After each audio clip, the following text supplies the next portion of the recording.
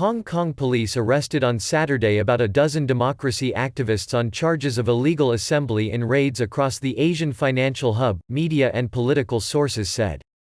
Believed to be among those detained in the swoop is prominent Democratic Party founder and senior barrister Martin Lee, 81, broadcaster RTHK reported. In all, 9 former legislators were arrested. Hong Kong police have yet to confirm the arrests, which media said related to marches on August 18 and October 1 last year, both days of large and at times violent protests across the city. Media showed footage of police outside the house of publishing tycoon Jimmy Lai, a financial backer of the city's pro-democracy movement. Lai was arrested on similar charges in late February, along with veteran activists Lee Chuk-yan and Young Sum. It was unclear whether he was among those arrested on Saturday, while others named by media could not be contacted. The raids mark the biggest crackdown on the pro-democracy movement since the outbreak of large and sometimes violent anti-government protests across the former British colony in June last year.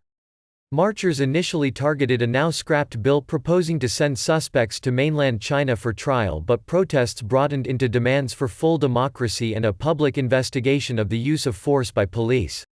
Saturday's arrests come after several months of relative calm amid a partial coronavirus lockdown, but just as Chinese and city government officials launch a new push for tougher national security laws for Hong Kong. Democratic legislator Claudia Mo, who was not among those arrested, said the government, led by Chief Executive Carrie Lam, was trying to introduce a ring of terror in Hong Kong. They are doing whatever they can to try to silence, to take down, the local opposition, she said, pointing to upcoming legislative elections in September in which Democrats hope to win back their former veto power in the city assembly. Authorities in Hong Kong have arrested more than 7,800 people for their involvement in the protests, including many on rioting charges that can carry jail terms of up to 10 years. It is not clear how many of them are in custody.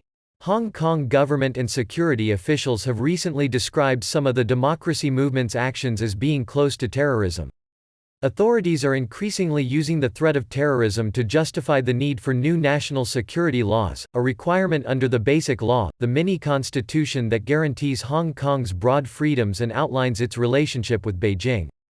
Hong Kong returned to Beijing in 1997 under a one country, two systems formula that guarantees it broad freedoms not seen in mainland China, and a high degree of autonomy.